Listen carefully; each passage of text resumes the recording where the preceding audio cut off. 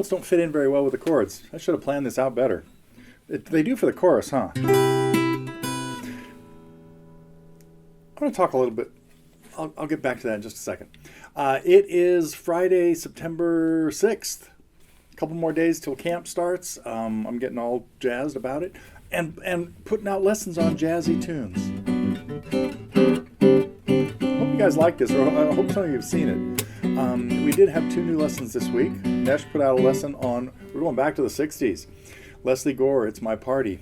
And I've had, for a while, I got quite a few requests to do Spiral Staircase, more today than yesterday. And it finally moved to the top of the queue because I just listened to it a couple times, and it is infectious. It is such a cool tune. Pat Upton was the singer and songwriter and guitar player in the band, and fabulous voice. It's too bad they just didn't have more hits. They just couldn't break through again. But that one is timeless and eternal, I think. Is that the same thing? Maybe. But you know what I'm going to talk about today? 2 things. I'm going to mention some of my favorite advanced instrumentals. I might even play a little bit of some of them, but most of them I probably don't have in very good shape. But who cares?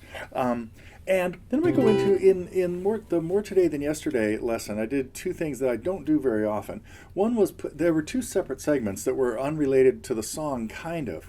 One was on jazz voicings for chords, common ways of playing chords, in particular with the root of the chord on the 6th string. So I'll go into that a little bit today too, but it's also in the lesson. Let's see, what was the other thing? Yeah, advanced instrumentals. I'll play a couple of those, I think. So, and then we'll go into little jazz chord theory today, talking about a major 7, a dominant 7, make it minor 7, make it minor 7 flat 5, and maybe even making it diminished 7. 5 different 7th chords that you should be able to play, all out of I call it the E family, but it's really the 6th string in the root is on the 6th string. None of them look like E chords that you know. Well, most of them don't. But this chord I was playing up here, this was a C major 7. Played with 3 notes on the 7th, 8th, and 9th frets, like a little E minor, with a C in the bass at the 8th fret. And this is a great way to play a major 7 chord. This is actually just kind of a movable version of the F major 7 that you may have played as a small little chord down here. And if you bar this one up, you need to use 4 fingers spread out in a fairly difficult manner. But this bass note that I have on the 4th string here is also at the 3rd fret, or in this case, I'm at the 4th fret because I happen to get up to A flat, of the 6th string. So a great little voicing of chords. This would be how G major 7 would work there. G in the bass with my 2nd finger on the 6th string, a B on the 3rd string at the 4th fret with my little finger, a D on the 3rd fret of the 2nd string with my 3rd finger, and the 1st finger on the high F sharp. So that's what I was playing here at the beginning of my little take on more today than yesterday. But let's get to that right now. I'll play the fancy stuff later. A lot of people are not really comfortable playing particularly a major 7 chord out of the E family because it's a little clunky. You have to get 2 notes at the same fret with, and you reach your 4th finger around.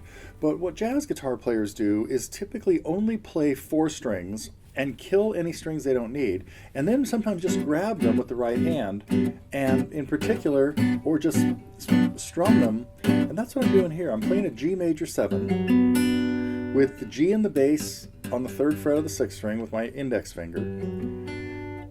My 2nd finger's up on the D on the 3rd fret of the B string. Those are notes that would normally be in the barred G chord.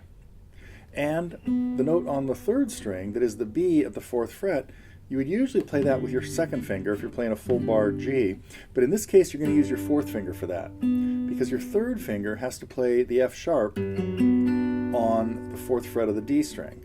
So basically here are my frets. I've got the 3rd fret here, the 4th fret on the 2 middle strings, and the 3rd fret up on the top string, on the 2nd string, sorry. Essentially, these 3 fingers are shaped like an A minor chord. This would be another easy way to get into this position. Play A minor without your 1st finger, move it up a whole step, and put a G in the bass. And now what I have is one of each of the 4 members of this chord: G, B, D, and F sharp. 1, 3, 5, 7. And one at a time we're going to change each one of them to give us another 7th chord. The first thing I'm going to do is flat the 7th, which is on the 4th string. That's the F sharp. And I have to rearrange my fingers completely for this into a little D shape of a chord and still keep the G in the bass. Now, I would rarely play this chord like this. I normally would play this with a bar and just grab those strings. The full barred version, of course, would be an E7 shape there, but I only care about the 3 middle strings, or the 2nd, 3rd, and 4th strings. That's what I call the middle strings, meaning the top strings or the middle strings is usually what your fingers are playing when you're doing jazzy stuff. But, so I flatted the 7th and got to an F natural there. And now if I flat the 3rd, which is the B on the G string at the 4th fret, now I'm going to have 4 notes all at the same fret. I could do that with 1 finger too. Or I could do it typically with 2 fingers, where my 2nd finger is playing the G and my 3rd finger is flattened out in a hinge across the others. This is a really common way to play a minor 7th chord.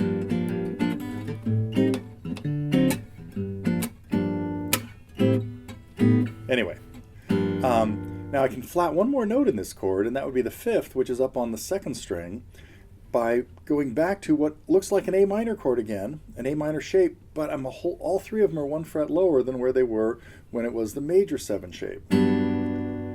So I have to rearrange my fingers to be so that my 2nd finger plays the G in the bass. Now we have, this is a member of the diminished chord family because we have a flatted 5th in it.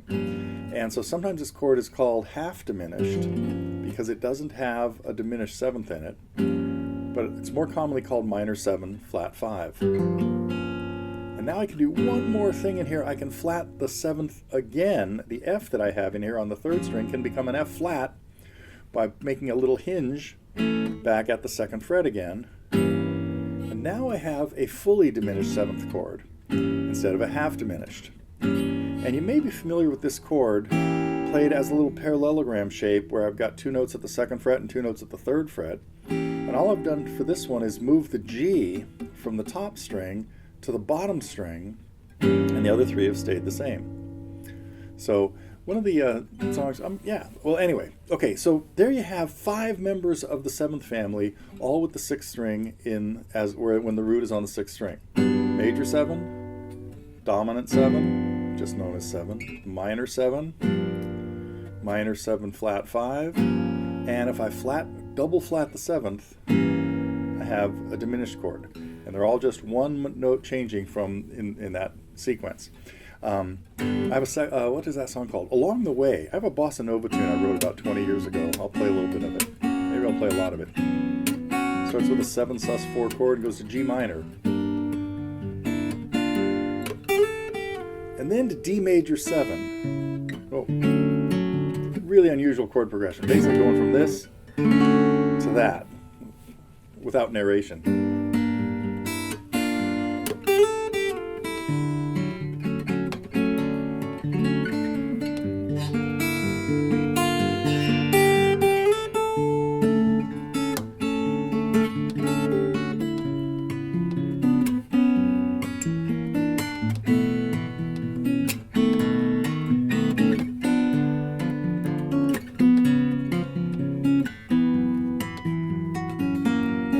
That whole section.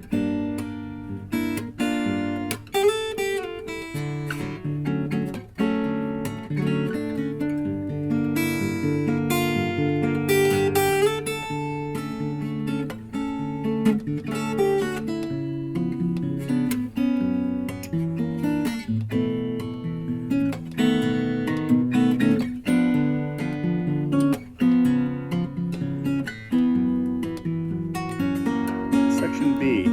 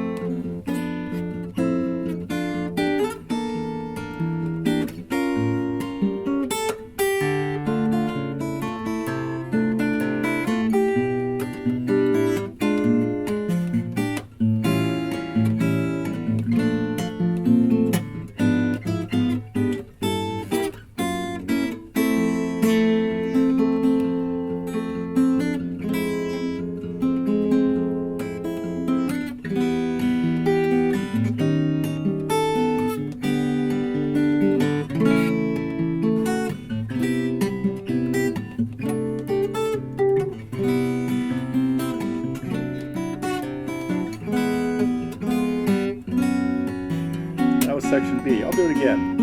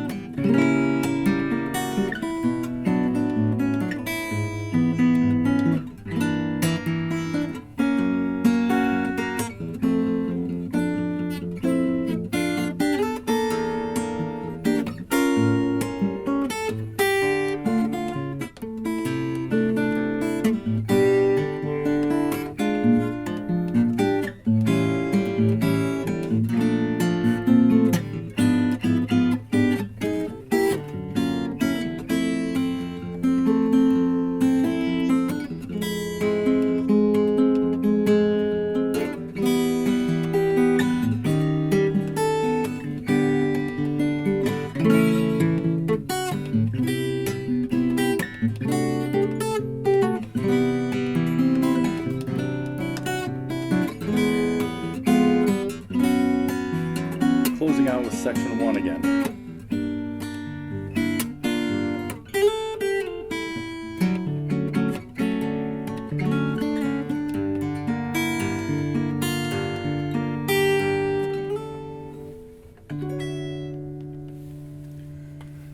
I mentioned that one's called Along the Way, and I was just kind of inspired to write something kind of bossa nova-y, because a lot of Jobim tunes and things like that have just melodies that are a little hard to follow and a little unusual. From the notes don't match the chords. Like at one point I played an E flat 7 chord and the melody went up to A, to a G chord with D in the bass, and an A with C sharp in the bass, to a C major 7. Anyway, but a lot of diminished chords in there. That's what I wanted to, that's what popped that tune into my head. The beginning of the second section went G, A with G in the bass, G sharp diminished. So that's where you hear that, and then it went to an A chord.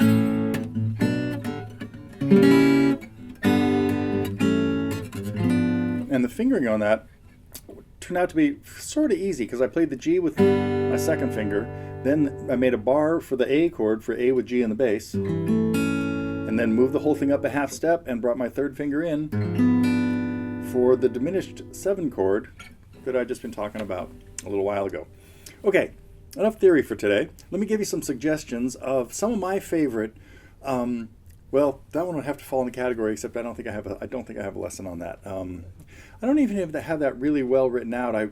Songs like that, I have just the melody written out. I have like a lead sheet to it, not really showing all of the accompanying and all the picking and stuff that's going in there. But so speaking of bossa novas, here's one of my favorites. If you want to work on some advanced stuff, had a couple students lately go into this, not this version of it. They wanted to work on the version, my accompaniment version, that shows how it was originally played when it was recorded by way back. Let's see if I can do this.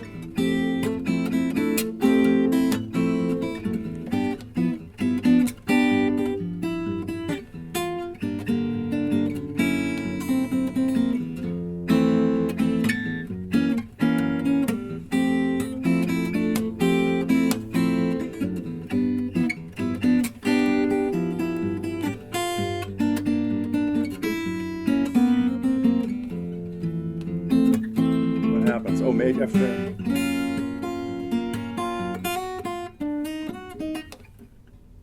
B7. Should have thought this out.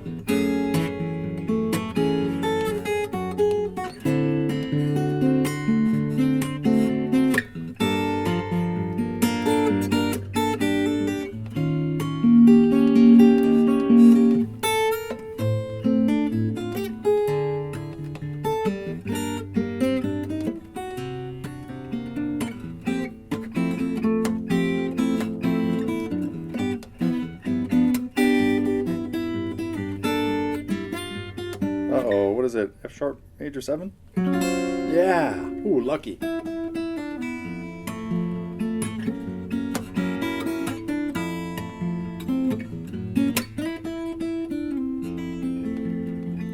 Anyway, if you want to work on some percussive bossa nova playing, I recommend that one.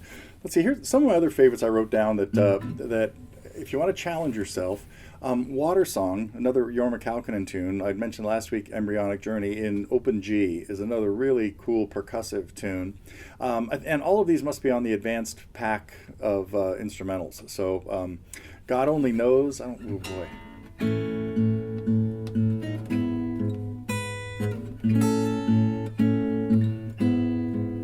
Anytime I'm going to play that, what I have to do first is think about the instrumental part. See if I can remember it.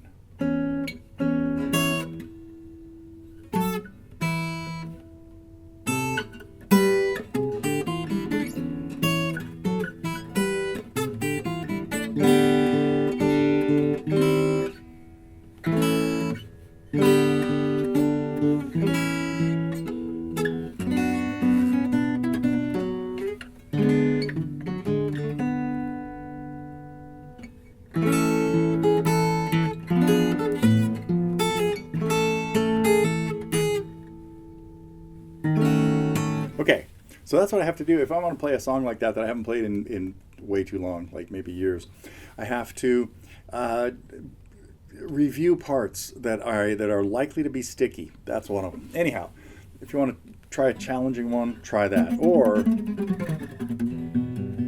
oh, I better not do this. See, technique was bad. Let me get that. Okay, I got to get that roll better.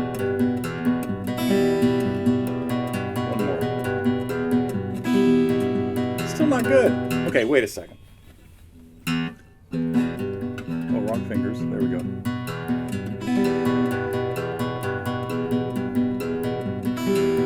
Better. Oh, let's try the melody once.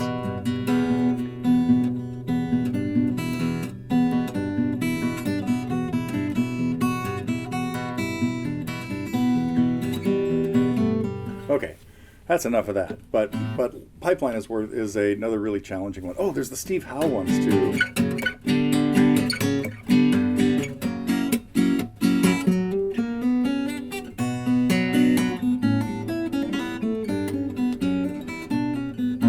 So Mood for a Day is a good one. If you're, again, looking for the really challenging pieces. Horizons, Steve Hackett's tune from the same era. Let's see. Oh, and of course, one of the greatest of all time.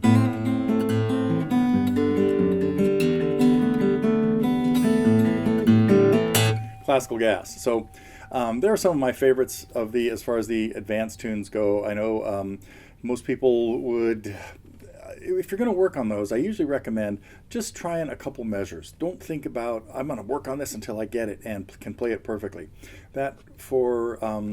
That's kind of a lifetime project, but it's sometimes really cool to just take a couple of difficult measures, even just those first couple of measures, the 4 measures of Classical Gas. I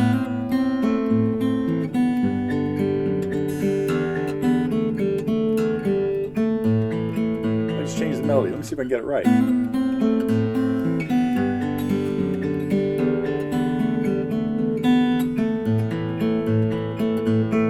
Just master that, and you should feel really good about yourself as a guitar player. I am heading off to camp, and I'll have more info next week probably about our next camp, which will be April 24th, I believe. So if you're not joining us for this camp and you want to look into a future one, think about April. I think that's going to be, it's the last Thursday in April is when we would be starting that one. So otherwise, I'll maybe have a few reports from camp next week, maybe not, maybe back for next Friday. We'll see how it all shakes out. But I hope everybody has a good week playing guitar.